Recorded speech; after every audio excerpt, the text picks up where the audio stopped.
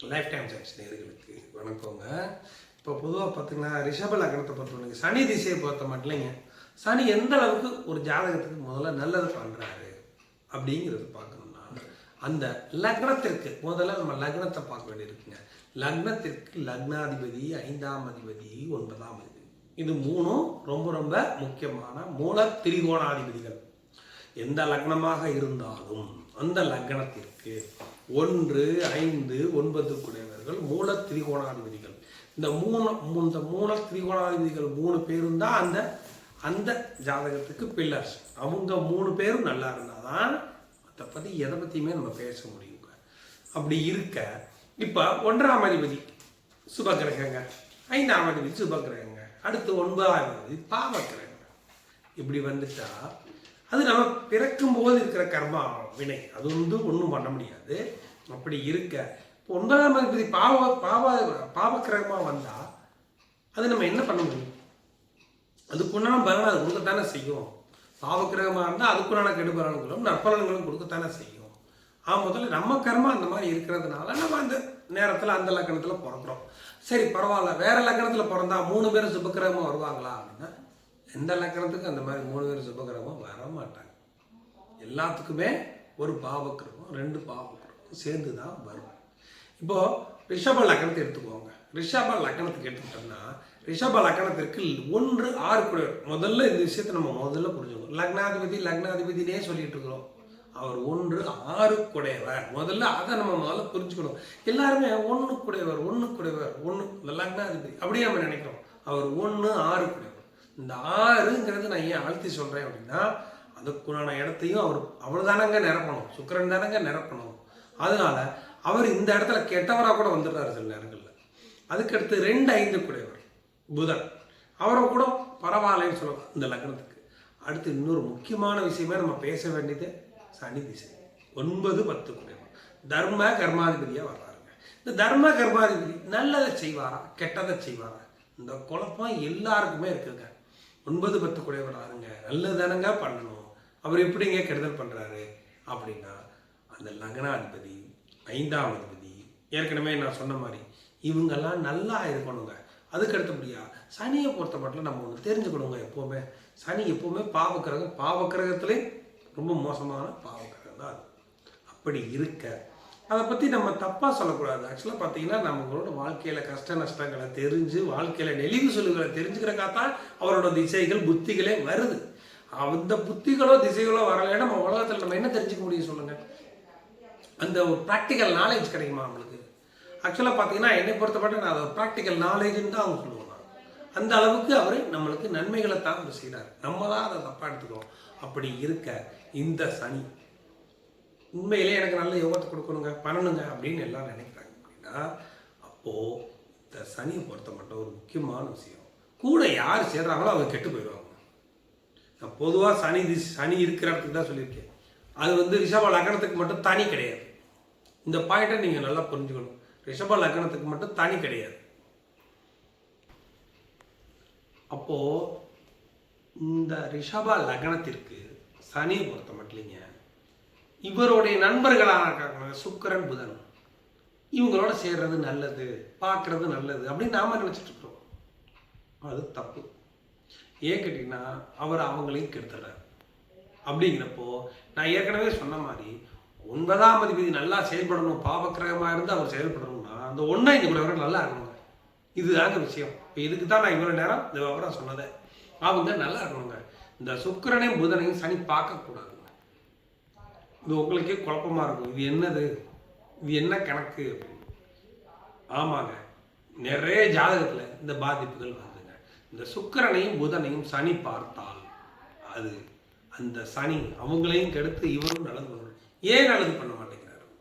அந்த 1, 5 தான் ஸ்ட்ராங்காக இந்த இவங்க 2 பேரும் சுக்கிரனும் புதனும் ஸ்ட்ராங்காக இல்லாதப்போ அப்போ அந்த சனி கெடுதல்களை பண்ணுது. இதுதாங்க விஷயம். இதுக்கு தான் நான் இந்த விவரம் எல்லாமே சொன்னேன். ரிஷப லக்னத்திற்கு சனி நன்மையை செய்வாரா தீமையை செய்வாரா அப்படின்னா நன்மையை செய்வார். சுக்கிரனையும் புதனையும் பார்க்காம இருந்தார். தீமையை செய்வார். சுக்கிரனோட சேர்ந்த சுக்கிரனையும் கெடுத்து இவரும் நல்வேலை செய்யறதில்லை. அதில் இன்னொரு முக்கியமான விஷயம் இருக்குதுங்க. இந்த லக்னத்திற்கு சந்திரனும் குருவும் வலுப்பெற்றாங்கள் அப்படின்னா டோட்டலாகவே கெடுத்துறாரு சரி. இதுதாங்க இதில் இருக்கிற பிரச்சனையே. இப்போ நான் வந்து இப்போ உங்களுக்கு காட்டுறேன் பாருங்க. இந்த அமைப்பு நீங்களே நல்லா அனலைஸ் பண்ணி பாருங்க. இதில் விட வருது ரிஷப லக்னத்திற்கு சனி எப்படி இருக்கணும், யாரு சேரக்கூடாது, யாரு பார்க்கக்கூடாது, எப்படி தனியாக இருக்கணும் அப்படிங்கிறது தான் மெயின். இப்போ நான் காரணம் சொல்கிறேன் பாருங்க.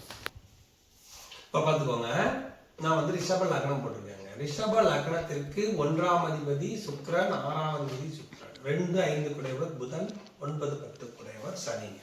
இப்படி இருக்க இந்த லக்னாதிபதியான சுக்கிரன் இங்க இருக்கலாம், தப்பு கிடையாது. இங்க இருந்து இந்த சனி பார்த்தா தப்பு கிடையாதுங்க. அது முதல்ல தெரிஞ்சுக்கணும் நம்ம. ஏன்னா இவர் ஆட்சி பெறுகிறார், 6ஆம் வீட்டிற்கு 8இல் மறைகிறார். முதல்ல இந்த இது முதல்ல நம்ம நல்லா புரிஞ்சுக்கணும். ஏற்கனவே நான் அழுத்தி சொல்லிட்டே வந்துட்டே இருக்கேன் அடிக்கடி. அவர் 1, 6 குடையவர். அதுக்காக இவரை நல்லவர்னு எடுத்துக்க முடியாது. இந்த இடத்துல தான் நல்லவர், அவ்வளவுதான். அது ஒரு பாயிண்ட் தான் சொல்ல முடியும். மீதி எல்லாத்துக்கும் இருக்கும்போது டைரக்ஷன் மாறும்.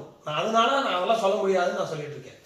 இந்த இடத்துல இருக்கும்போது அவர் இந்த லக்னத்திற்கு சுக்கிரன் இங்க இருக்கும்போது இதே சனி இங்க இருந்து பார்த்தா கூட அந்த அளவுக்கு பெரிய கெடுதல்கள் வர்றதில்லை.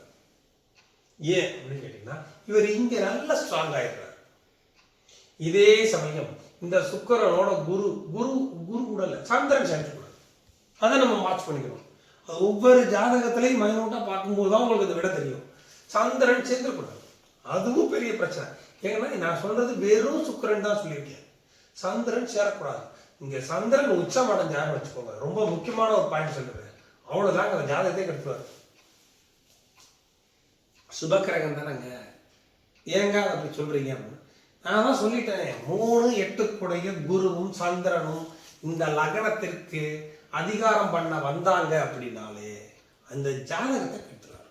அந்த ஜாதகருக்கு வர வேண்டிய யோகங்களை கெடுத்துருவாருன்னா என்ன, அவர் இருப்பாரு, அவருக்கு வர வேண்டிய யோகங்களை கெடுப்பார். இவ்வளவுதான். இப்ப இந்த சந்திரன் மட்டும் இங்க இருந்தாருன்னா நீங்க எந்த ஜாதகத்தாலும் எடுத்துப்பாரு. ரிஷப லக்னத்திற்கு ரிஷப ராசியா இருக்கிற அமைப்பை பாரு, அவருக்கு கெடுத்துறாரு. அதுக்கடுத்து நான் இங்க போட்டிருக்கேன் பாருங்க, ஒருத்தர் ரொம்ப நல்லவர் மாதிரி இருப்பாரு. இவர் ஒருத்தர் அப்படியே இந்த ஜாதகத்தை கெடுத்துறாரு. ரிஷப லக்னத்துக்கு நான் எப்படி சொல்லுவேன், மீன லக்னத்துக்கு 5ல் குரு உச்சம் அடைஞ்சா அந்த மனிதன் தான் இருப்பான், அவனுக்கு எந்த யோகத்தையும் கொடுக்க மாட்டாருங்க. அதே மாதிரி தான் இந்த ரிஷப லக்னத்திற்கு குரு இங்க இருக்கு, கேது கூட இருக்கலாம். இந்த ஒரு பாயிண்ட் தெரிஞ்சுக்கணும், கேது கூட குரு இங்க இருக்கலாம், தப்பு இல்லை. வெறும் குரு இங்க இருந்தாரு அப்படின்னா அவர் புத்தமா கெடுத்துடுறாரு. சந்திரன் இங்க இருந்துட்டாருங்க, அவ்வளவுதாங்க, அவர் யோக பலன்களை கெடுத்துடுறாருங்க.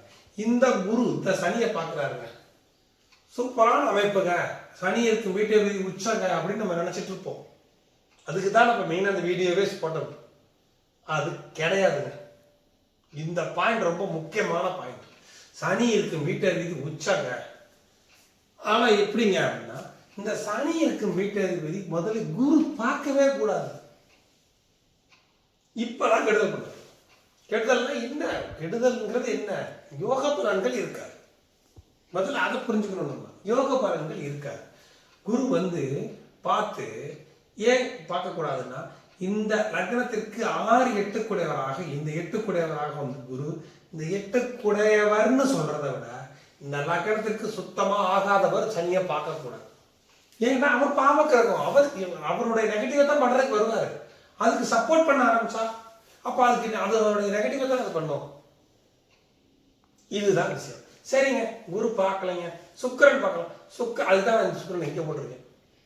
5ல் சுக்கிரனுங்க, குழந்தை ஸ்தானம் இதெல்லாம் நல்லா இருக்குங்க, நான் இல்லைன்னு சொல்ல வரலைங்க. அதே சமயம் இந்த சுக்கிரன் ஏற்கனவே நீசமோ இல்லையோ இன்னொரு இதில் பார்வை எழுது பார்த்தீங்களா, அது சனியோட பார்வை. அப்படி இருக்கும்போது லக்னாதிபதி கெடுத்துறாரு. லக்னாதிபதி கெட்டு அதுக்கப்புறம் சனி என்னங்க பண்ணுவாரு, நல்லது பண்ணுவாரு. எப்படி பண்ண முடியும் அவரால்? இதுதான் சயின்ஸ். இந்த லக்னத்துக்கு ரொம்ப மைனூட்டா பார்க்கணும். ரிஷப லக்னத்திற்கு மட்டும் ரொம்ப மைனூட்டா பார்க்கணும். எல்லா லக்னத்திற்கும் அப்படித்தான். நம்ம இப்ப பேசிட்டு இருக்க டாபிக் ரிஷப லக்னத்தை பொறுத்த மட்டும் இந்த சுக்கிரனையும் புதனையும் சனி பார்க்காம இருக்கிறது தான் எனக்கு தெரிஞ்சு நல்லா இருக்கு. சனி சுதனும் புதன் இப்ப என்னங்க, அப்ப சனியும் புதன் இருக்கிறாருங்க, நண்பர்கள் தானங்க, சேர்ந்து இருக்காங்க இல்லைங்க. எதுக்கு நீங்க அப்படி சொல்றீங்கன்னா சனி கூட சேர கிரகம் கெட்டு போயிடும். முதல்ல அதை தெரிஞ்சுக்கணும். இந்த இடத்துல 9 10 குறை அந்த கேள்வியை தான் இந்த இடத்துல வச்சிருக்க ஒரு வீடியோ. 9 10 குறை நல்லவர் தானே, என்னதான் அவர் நல்லவராட்டாலும் அவர் கெட்ட கிரகம் தாங்க. இவர் நல்ல கிரகமா இருக்கணும்னா இந்த புதனும் சுக்கிரனையும் பார்க்கக்கூடாதுங்க, அவ்வளவுதாங்க. பார்த்துட்டாரு அப்படின்னா அவர் கெட்ட கிரகமா மாறிடுறாங்க. எதனால கெட்ட கிரகம் மாறிடுறாங்கன்னா முதல்ல இந்த விஷயத்தை திரும்பி நீங்க புரிஞ்சுக்கணும். எந்த கிரகம் கூட சேர்ந்தா அந்த கிரகத்தை கெடுத்துருவார். இங்க சந்திரன் சேர்ந்தாலும் கெடுத்துருவார். அந்த லக்னத்தை விட்டுருங்க, நான் சனியை தான் பேசிட்டு இருக்கேன். சந்திரன் சேர்ந்தா சந்திரனை கெடுப்பார், சூரியன் சேர்ந்தா சூரியனையும் கெடுப்பார், புதனையும் கெடுப்பார், சுக்கிரனையும் குருவையும் கெடுப்பார், எல்லாரையும் கெடுப்பார். அப்படிங்கிறப்போ இவரு அந்த கெடுபாளர்கள் இவங்க யோகாதிபதியாச்சே, அப்ப இவங்க கெடுக்கலாமா? அவரு கெடுத்தாருன்னா அப்போ நான் சொன்ன பில்லர் 2 பேரும் அடிபடும் போது இவர் கெடுதலை பண்றார். இதுதான் விஷயம். மறைந்து இப்ப இங்க குரு, இங்க சனி, இந்த பரிவர்த்தனை ஓகே. ஆனாலும் இந்த சனி இங்க இருக்கிற சுக்கிரனை பார்க்கலாம், தப்பு கிடையாது. இங்க இருக்கிற சுக்கிரனை பார்க்கலாம். ஆனா இங்க இருக்கிற சுக்கிரனு கூட சனி சுக்கிரன் சேர்ந்துருக்குது, இதெல்லாம் கெடுத்துறாரு. அப்போ அந்த யோகத்துக்களை கெடுத்துறாரு. இதுதான் விஷயம். இப்படி இருக்க நான் இன்னொன்னு சொல்லிட்டேன். இந்த சந்திரனும் குருவும் அதிகமா வலுப்பெற்றாலோ சனியை பார்த்தாலோ சனி கூட சேர்ந்தாலோ கெடு பலன்கள். அதாவது மொத்தத்துல சனி கூட சேர்றது கூட விட்டுருங்க, சந்திரனும் குருவும் வலு பெறக்கூடாது. வலு பெற்றால் அந்த ஜாதகத்தை கெடுத்துருவாங்க. அப்ப இந்த இவங்க 2 பேரும் கெடுக்கும்போது சனியும் கெடுக்கும். அப்ப அந்த ஜாதகம் பெருசா வேலை செய்யாது. மறைந்து பரிவர்த்தனை அடைஞ்சு இந்த சனி சுக்கிரனை பார்க்காமல் இல்லைன்னா இந்த வீட்டில் இருக்கிற சுக்கிரனை பார்த்து அப்படி இருந்துட்டா பெரிய பாதிப்புகள் வர்றது இல்லை. இல்லைங்க இங்க புதன் இருக்கிறாருங்க, பார்த்தாலும் பாதிப்பு வருதுங்க. இந்த சனி பார்த்தா பாதிப்பு வருதுங்க. சுக்கிரனையும் புதனையும் அவங்க இவருக்கு மறைஞ்சிருந்தா தான் அது நல்லது. இதை நீங்க சொல்றது ரொம்ப வித்தியாசமா இருக்குண்ணா. வித்தியாசமா வருது சயின்ஸ். அதை நான் நிறைய விஷயத்துல பார்த்துட்டேன். அப்பதான் அந்த சனி திசை நடந்து பண்ணுது. அதே சமயம் சனியினுடைய வீட்டில் பாவக்கிரகங்கள் இருந்தாலும் அந்த அளவுக்கு பலன்கள் வருவதில்லை. இங்க சூரியனோ இருந்தா அந்த அளவுக்கு பலன்கள் வருவதில்லை. ஏன்னா சூரியன் வலுப்பெறுகிறார். சூரியன் எப்படிங்க வலுப்பெறாருன்னு நீங்க சொல்றீங்க? லக்னத்துக்கு 10 சூரியன் திக்பலம் அடைஞ்சு 4ஆம் வீட்டை தான் சொந்த வீட்டை பார்க்கும்போது சூரியன் திக்பலமும் அடைந்து தன்னுடைய வீட்டையும் பார்த்து இவர் ரொம்ப நல்லவராகிறார். சூரியன் அவருக்கு அவர் நல்லவராகிறார், ஜாதகரை கெடுத்துறார். அப்ப சூரிய திசை வரணும், பிறந்திருந்தாலும் வந்திருந்தாலும் சுக்கிரன் நல்லா இருக்கணும், சனி நல்லா இருக்கணும். அப்பதான் அவங்க திசை எல்லாமே நல்லா வேலை செய்யும். இப்ப இத்தனை விஷயத்துல வருது பார்த்தீங்களா? இந்த மாதிரிதான் நம்ம பார்க்கணும். அப்படி எடுத்துதான் ஒரு முடிவுக்கு நம்ம வர முடியும். சந்திரனும் குருவும் மறைஞ்சிட்டாங்க, ஏதோ ஒரு பக்கம் இருக்கிறாங்க, எந்த டச்சும் இல்லைங்க. சனி ஒரு பக்கம் இருக்கிறாங்க, சுக்கிரன் புதன் சூப்பருங்க. எங்கேயாதான் சுக்கிரன் புதன் இருந்தீங்க, சுக்கிரனும் புதனும் இங்க இருக்கிறாங்க, சூப்பருங்க. இப்படி அமையணுங்க.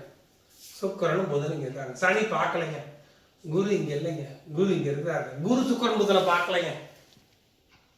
இப்படி வரணும். இப்படி வந்துருச்சு அப்படின்னா இங்க சந்திரன் வந்துட்டாங்க. சந்திரன் நீசம், குரு நீசம், சனி யாரையுமே பார்க்கல. இங்க நான் இப்படி அமையணும். இங்க சுக்கிரன் இருக்கலாம், தப்பு கிடையாது, நான் சொல்லிட்டேன். பார்வை இருந்தாலும் பரவாயில்ல, இல்லாட்டினா இங்க இருக்கலாம். இப்படி அமையணுங்க. இல்லைங்க சனி இங்க இருக்கிறாருங்க, சுக்கிரன் முதல்ல இங்க இருக்கிறாங்க, தப்பு இல்லை. இப்படி வாங்க, இது சூப்பரானது. இந்த மாதிரி அமைஞ்சா அது கெடு பலன்களை பண்றதில்லை, நல்ல பலன்களை வழங்குது. ஆனா இன்னொன்று நம்ம தெரிஞ்சுக்கணும். ரிஷப லக்னத்துக்கு 8ல சனி இருந்தா வாழ்க்கையில ஆயுசு வேணா நல்லா கூடும், வேறு எந்த விஷயமும் பெரிய லெவலில் இருக்காது, திருப்தி இருக்காது. இதுதான் வித்தியாசம். எல்லாமே இருக்கும், ஆனா திருப்தி இருக்காது. அது மாதிரி இந்த மாதிரி குரு சந்திரன் வலுப்பெறக்கூடாது, குரு சந்திரன் வலுப்பெறக்கூடாது. சனியினுடைய பார்வையிலோ சனி நெருங்கியோ சுக்கிரன் புதன் இருந்துட்டா அவங்களையும் கெடுத்து இவரும் கெட்டு இந்த லக்னத்திற்கு யோகா அமைப்புகள் குறையுதுங்க. இதுதாங்க நன்மை தீமை. Okay, thanks.